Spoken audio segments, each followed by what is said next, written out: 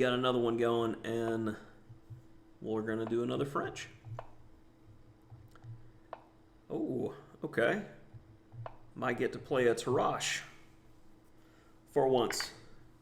Rarely get to play these. Which flavor is he going with? Okay. And we're getting to play what is in Master of the French Defense. Uh-huh.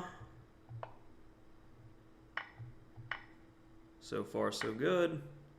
And now I can't remember. So I'm going to go A6. That looks solid enough.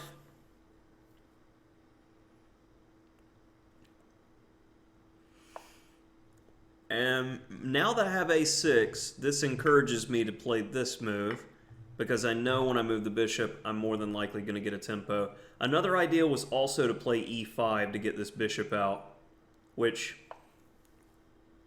that might have been the way to go, but I'm kind of worried about rook Fe1 type ideas.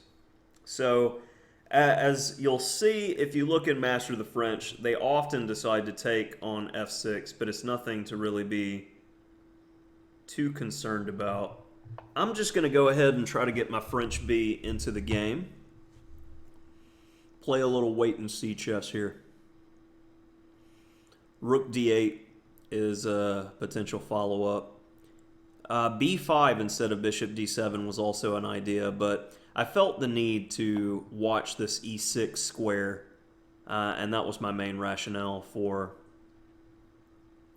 waiting here. Okay, so this way, if he plays something like F4, I have the ability to castle, and my bishop's covered in the event of bishop takes F6. I'm just covering all of the spare parts here. Okay, now I'm going to put the bishop here because I'm covering all the forward squares of the knight, and that way there's no knight A5 to bother my B7 pawn. And I don't mind trading rooks here. Like, white's got the better pieces. When you're cramped, you want to trade some pieces to get out of the cramp. As my opponent is coming around undoubtedly to try to work this pin, I am simply going to refuse. So now that my bishop's in the game, it's on a very nice diagonal. I'm starting to feel very good. I feel like black has already obtained equality, and now I'm going to begin to start pressing. Bishop B3. So you haven't taken. Let's put the question to you. See if you will take. So you're not going to get many more opportunities. Okay. You don't want to take again.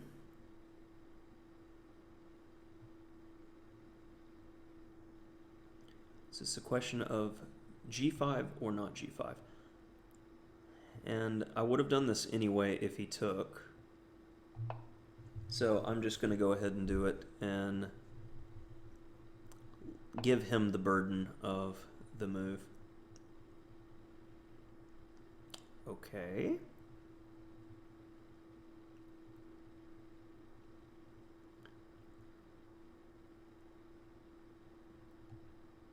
Seems like the correct choice. Again, it's the idea of watching all the forward squares of the knight.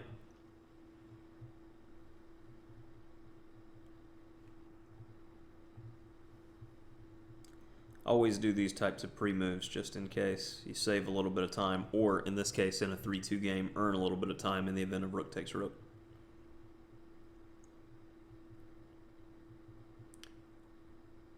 Knight E5. Okay, so he's still trying to work this pin. I can respect that.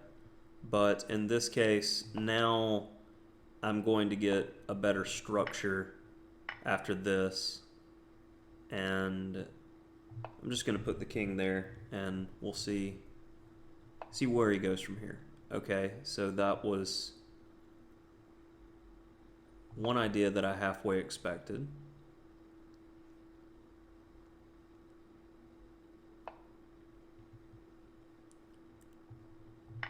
And my knight's well placed because it's covering the square. And I simply want to keep some tension now. that we've gone this route, and we may have a good old-fashioned minority attack here, so we need to begin to start pressing this properly. And I'm going to start with knight d5 to shut down his rook and keep an eye on the c-pawn.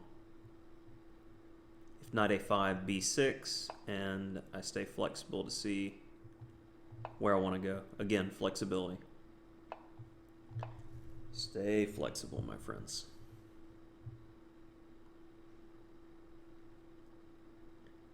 No c4, as my rooks are coordinated.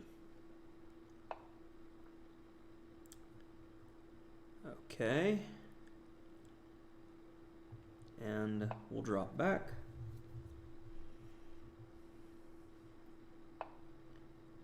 Expected. And let's play this ending. I normally wouldn't trade the knight, but I feel that this ending is going to be interesting. So I'm going here for instructive purposes. So, if I do that, he gets rook d6. I don't want to allow. So let's do that to start with, and then here, and now here.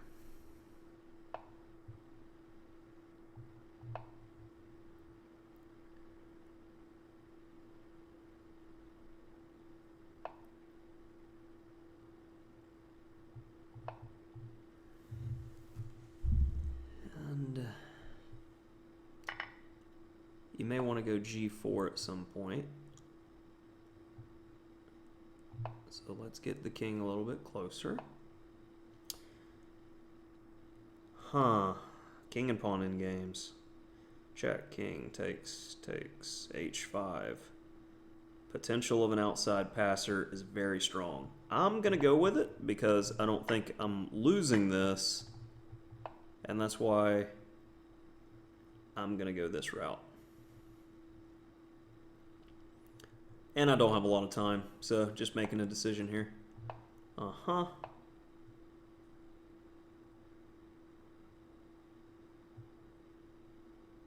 move surprises me a bit. Should I push or should I not?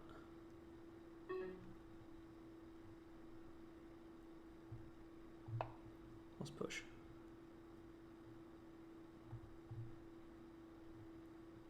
Will he run out of moves before I will? I believe he will.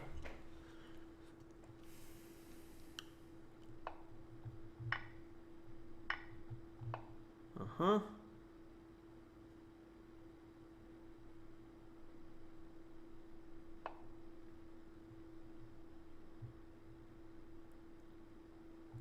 want a pawn here so his king can't continue to go back and forth.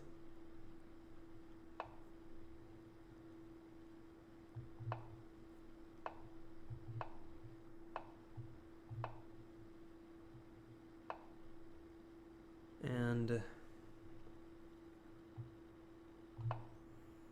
okay.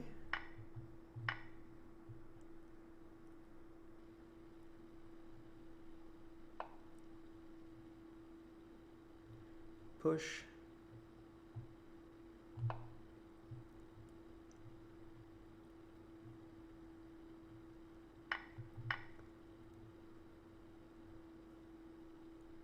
Got it. A touch of king and pawn endgame. Okay, so let's take a look at that one and see if my instincts were right. Potentially it was a draw if he played accurately, or maybe I was losing. King and pawn endgames are difficult, but it was a solid game from start to finish. Okay, queen takes d4 is the move. And I'm pretty sure I recommended bishop c5. I remember something like this. More importantly than anything, it's remembering the structure.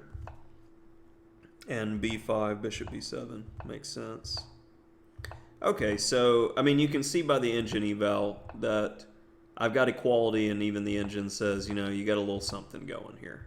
Nothing too much, but a little something something. And it ended up being this doubled pawn situation is what hurt white in the long term. And my opponent, I feel, to his credit, played solidly, but unambitiously.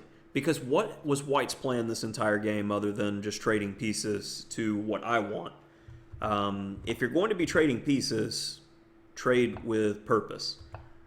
In this case, like I said, I normally wouldn't make this move to trade, and e5 is much stronger after rook b4, a5, and the rook is completely deflected and the knight hangs. But then we wouldn't get the instructive ending that we got from the equality. Knight takes, b5. And as I said, at some point you need to play this g4 to make sure I can't do that, and it locks down the pawn. So very important move. After king f1, I want my rooks on optimal squares. I'm covering my base pawns, and I have the idea of a minority attack to isolate a pawn. And my opponent continues his campaign of trading. And h5 was more accurate, definitely. It doesn't allow g4. Here, g4, as the computer states. And it's about limiting the opponent's pawn movements forward. And here I did find the right opportunity to trade, and from zeros to it likes black just a smidge. And let's see. Okay, so after I got king d5, at least by the engine standards, I don't know with horizon effect, I did make a good judgment call here. Takes. And I have more pawn moves than my opponent, and even with not a lot of time, I felt my instincts would serve me well here. And f5 immediately, I was concerned about f3, and I didn't know if I would have another move. But I have g4, and the idea is if takes, I guess I just end up getting a passer if he does it this way. And as he is worrying about this, he is too far away, and I win. So f6, e4 immediately makes sense to keep his king off the square, but I knew it would transpose. And yeah, king d2 hangs the pawn. g3, e3, and the king is not in the square of the pawn. So that's how you know it's a win. And that's it for that one. Pretty straightforward, interesting French Tarrasch for those French lovers out there.